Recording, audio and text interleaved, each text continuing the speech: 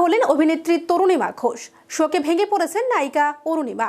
শুক্রবার রাতে শহরে একটি বেসরকারি হাসপাতালে শেষ নিঃশ্বাস ত্যাগ করেন নায়িকার বাবা। বছরের শুরুতেই দুঃসংবাদ, বাবাকে হারালেন অভিনেত্রী অরুণিমা ঘোষ। অনেকদিন ধরেই অসুস্থ ছিলেন তার বাবা। ভর্তি ছিলেন কলকাতার একটি বেসরকারি হাসপাতালে। ভেন্টিলেশনে ছিলেন বেশ কিছুদিন, কিন্তু শেষ রক্ষা আর হলো না। শুক্রবার রাতে শেষ নিঃশ্বাস ত্যাগ করলেন তার বাবা।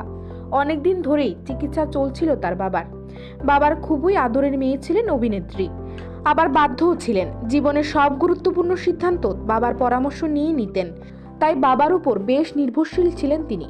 স্বাভাবিকভাবেই আরও বেশি মন খারাপ নায়িকার, সেই সঙ্গে মাকেও সামলাতে হচ্ছে। অভিনেত্রীর বাবা পেশায় চিকিৎসক ছিলেন।